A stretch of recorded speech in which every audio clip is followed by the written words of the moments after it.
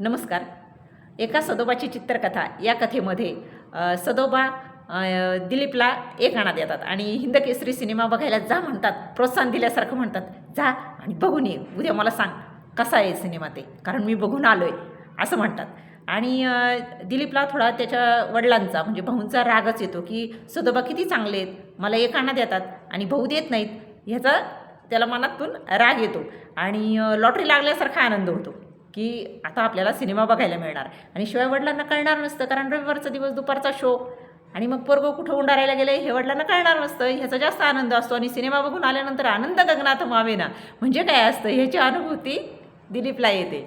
आणि नंतर नंतर मग काय होतं, मुलं जसजशी मोठी होतात ना तसं मग त्यांना जरा स्वाभिमान जागृत होतो. कुठल्याही गोष्टीचा कुणी जर बोललं तर अपमान वाटायला लागतो. तसंच त्याला मग शंकर जे बोलतो हे पण फुकट्या, याचा मग दिलीपला हळूहळू जरा जास्त राग यायला लागतो, अपमान वाटायला लागतो. मग ज्या वेळेला शंकर दुकानात असेल त्यावेळेला जायचं नाही आणि ज्या वेळेला शंकर नसेल त्यावेळेला दुकानात जायचं असं मग दिलीप ठरवून टाकतो. आणि शंकर ज्या वेळेला दुकानात असतो त्यावेळेला ह्यांनी फक्त दुकानाकडं बघत बघत जायचं दिलीपनं. आणि मग त्यावेळेला दुकानात सारखे सदुभाऊ काहीतरी पत्र खरडत असलेले त्याला दिसायचं. आणि सदुभाऊंचं अक्षरही फार वळणदार असतं, कारण सदुभाऊ मग काय करतात, ह्याला दिलीपला रस्त्याने जरी चाललेला असला किंवा दुकानात जरी आलेला असला तरी पण त्याला म्हणतात का रे एवढे ही पत्र आहेत, एवढे पोस्टर टाकायचे होते, जाशील ना. आता त्यांच्या स्वरात इतकं आर्जव त्या बोलण्यात आणि इतकं प्रेम असतं की त्यांच्या चेहऱ्याकडं बघूनच मग दिलीपला ते पत्र टाकावेत असंच वाटायचं आणि दिलीप तो टाकायचा. आणि रस्त्यानं जाताना मग ते पत्र वाचून पण घ्यायचा, कारण त्याच्यात काय वेगळं असं काही नसायचं. पुस्तकांची यादी असायची, अमके पुस्तकं एवढी पाठवून द्या, पार्सल पाठवून द्या, आणि शेवटी एक वाक्य लिहिलेलं असायचं की रशीद अर्बन बँकेच्या पत्त्यावर पाठवून द्यावी. हे सगळं पाठच झालेलं असायचं दिलीपला, रशीद म्हणजे रिसीट. आणि हळूहळू मग काय होतं की दुकान कसं आपण आकर्षक ठेवावं की जेणेकरून गिऱ्हाईक आकर्षित होईल, ह्याचं काही सदोबांना देणं घेणं नसतं. म्हणजे ते त्यांच्या गावीही नसतं आणि त्यांच्या त्या गल्लीतले सगळेच दुकानदार ते तसेच असतात की आलं गिऱ्हाईक तर ठीक, नाही आलं गिऱ्हाईक तर सौदा करायचा, आणि नाही आलं गिऱ्हाईक तर निवांत बसून राहायचं. आणि अशामुळं काय होतं, नंतर त्यांचं दुकान चालेन असं होतं आणि कमाई म्हणजे शून्यावर येते जवळजवळ. आणि मग ते जवळजवळ दुकान बंद पडण्याच्याच ह्याच्यात असतं.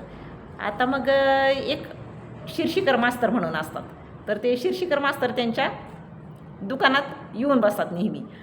ते रिटायर्ड असतात, मास्तर असतात ते रिटायर्ड झालेले असतात. मग त्यामुळे रिटायर्ड माणसाचे जरा हालच, मग इथं बस तिथं बस.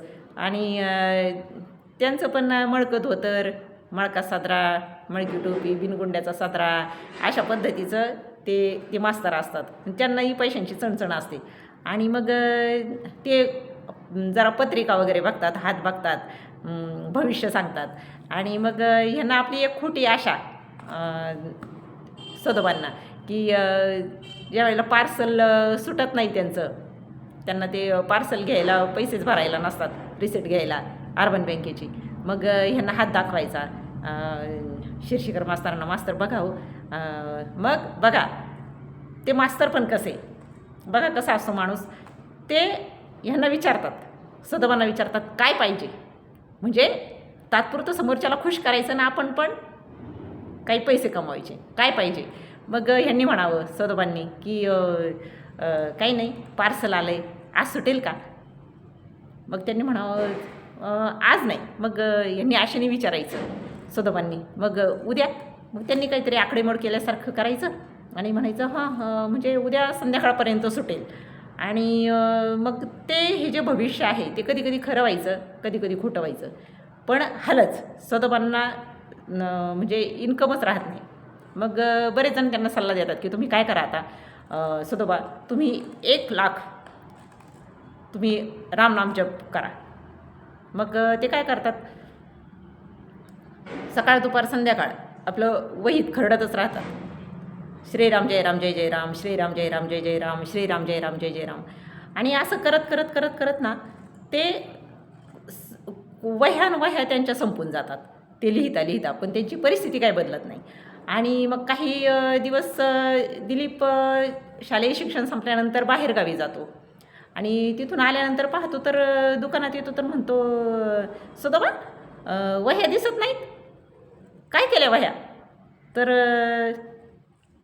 सदोबा उदासपणे म्हणतात, काही नाही रे, मागं जरा पैसेच नव्हते त्यामुळं विकून टाकल्या, 10-20 रुपये आले रद्दीत देऊन टाकल्या वह्या.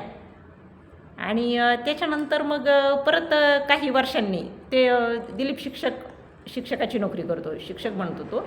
आणि परत गावी 1-2 वर्षासाठी आल्यानंतर ते दुकान बंद झालेलं दिसतं. सदोबांनी दुकानच विकलेलं असतं आणि एका पुजाऱ्याच्या मागं मळक्या धोत्रात, फाटक्या धोत्रात काहीतरी त्या पुजाऱ्याच्या मागं नैवेद्याचं ताट वगैरे घेऊन जाताना त्याला दिसतात. याला वाईट वाटतं दिलीपला. नंतर ती बरेच वर्ष भेट होत नाही. मग परत काही वर्षांनी गावी आल्यानंतर मग घरी आलेला असताना सदोबांची काही भेट होत नाही बरेच वर्ष मधल्या काळात. मग सदोबांची चौकशी केली तरी पण काही एवढं काय म्हणजे काय होतं ना, एकदा संपर्क कमी झाला की माणूस ते विसरत जातो. आणि नंतर मग एक दिवस अचानकच सदोबाच घरी येतात दिलीपच्या. आता दिलीपला आश्चर्य वाटतं. दिलीप म्हणतो, अरे सदोबा, आनंद पण होतो, काय काम काढलं? तर ते विषण्णपणे हसतात आणि काही बोलत नाहीत. तर दिलीप म्हणतो, अहो सदोबा सांगा ना, कसं काय येणं केलं? तर त्या चेहऱ्यावर उदासी असते आणि कसा ना माणूस अगदी लाचारीच्या सुरात ते म्हणतात, जरा 1-2 रुपये पाहिजे होते रे, देशील ना? म्हणजे ते ऐकूनच दिलीपला इतकं वाईट वाटतं आणि त्याला ते आठवतं की आपल्याला सिनेमाला 1 आणा देणारे हे सदोबा होते आणि ह्यांना तर आपण मागितले पण नव्हते पैसे, तरी पण त्यांनी दिले होते. मग तो खिशात हात घालतो, 2-4 रुपये काढतो आणि त्यांच्या हातावर टेकवतो आणि म्हणतो, राहू द्या एवढे, आणि सदोबा निघून जातात. नंतर मग परत काही वर्षांनी गावी परत येणं झाल्याच्यानंतर त्यांचे जे पुजारी नातेवाईक असतात ना सदोबांचे, ते कंत्राटी घेतात ते जेवण खाणे, मुंज वगैरे कार्यक्रम असण्याचे. तर ह्यांच्या घरातला, दिलीपचंद यांच्या घरातला एक काहीतरी कार्यक्रम असतो आणि त्याचं जेवणाची जी पंगत असते ती सदोबांच्याच वाड्यात असते, कारण त्यांचे ते नातेवाईक पुजारी असतात ना, ते सगळे एकाच ठिकाणी राहतात. तर मग त्या पंक्तीत ज्या वेळेला दिलीप जेवत असतो त्यावेळेला एका वाढप्याच्या वेशात, गरम भात वाढू का, म्हणून तो आवाज ऐकून दिलीप वर बघतो तर ते सदोबा असतात. सदोबांना पाहून फार वाईट वाटतं, टचकन पाणी येतं दिलीपच्या डोळ्यात. आणि नंतर बरेच वर्ष अशी जातात आणि जेव्हा केव्हा येणं होतं त्यावेळेला दिलीप चौकशी करतो. आणि एकदा असंच चौकशी करत असताना तो गावातून फिरत असतो, त्यावेळेला इकडे तिकडे पाहताना म्हणतो, का रे मित्रांना म्हणतो, भारतमाता बुक डेपो इथंच होता ना रे सदोबाचा, काय चाललं आहे आता सदोबाचं? तर ते मित्र त्याला म्हणतो, अरे काय मेला की सदोबा, 2 वर्ष झाली, फार हाल झाले सदोबाचे, फार हाल झाले. तर दिलीप म्हणतो, म्हणजे काही नाही म्हणे, त्याचा एक तो भाचा होता, त्या भाच्याशी पण जमलं नाही त्यांचं आणि हाकलून दिलं सदोबाला, अन्नान्न करत मेला सदोबा. आता आणि कथेचा शेवट खरा इथंच होतो. पण वाईट वाटतं अशा काही स्वभावाने गरीब आणि अव्यवहारी माणसांकडे बघून, खरंच वाईट वाटतं. पण इतर लोक तरी काय करणार ना, स्वभावाला काय करणार.